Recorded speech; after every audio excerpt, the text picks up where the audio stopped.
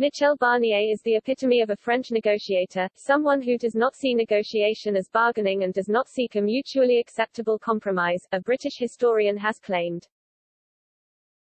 Since Britain and the EU struck the free trade agreement at the end of December last year, the bloc's chief Brexit negotiator, Michel Barnier, has been anything but quiet.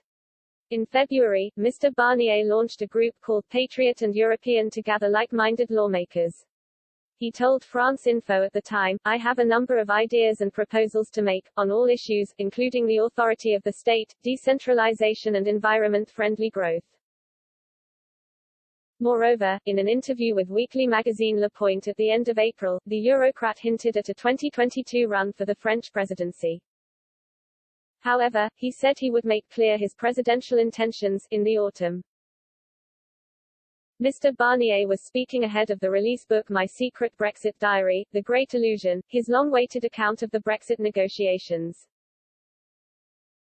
As the English translation is due to be published by the Polity Press at the end of September, British historian Robert Toombs has analysed Mr. Barnier's behind-the-scenes insight into the negotiations.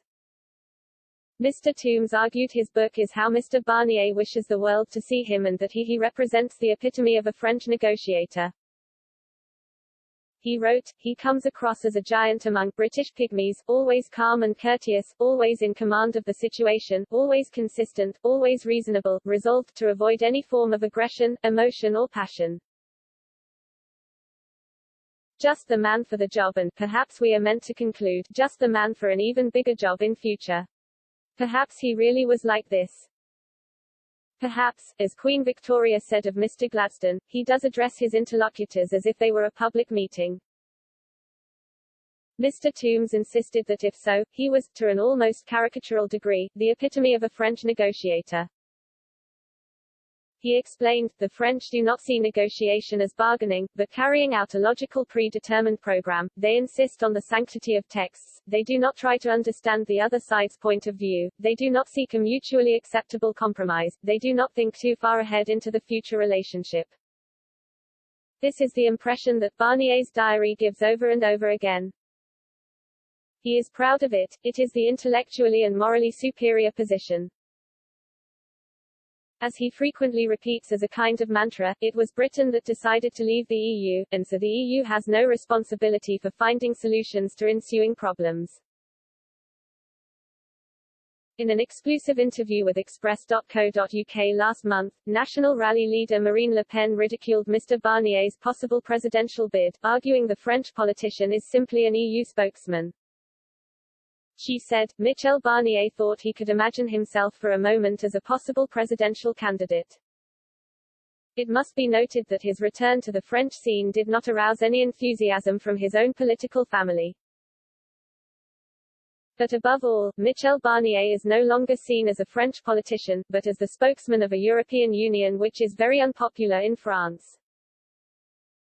In a country which voted non to the European Constitution in 2005, I believe his candidacy has little chance of success. French MEP Philippe Olivier, who also serves as special advisor to Ms. Le Pen, also claimed Mr. Barnier does not stand a chance. He added, "Michel Barnier is not even French. He is a Europeanist, but not French. He is all the more ridiculous because he thinks that maybe because he has achieved something on a European level this would qualify him to represent something for France. He thinks the EU can send a governor here, but he doesn't realize French people don't want it."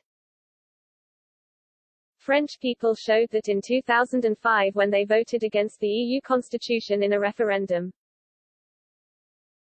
Mr. Olivier added, "In France, presidential elections are a contract between a candidate and the people of France. It is a bit like voting for a queen or a king. It is evident that a person who has been sent by an international organization stands absolutely no chance.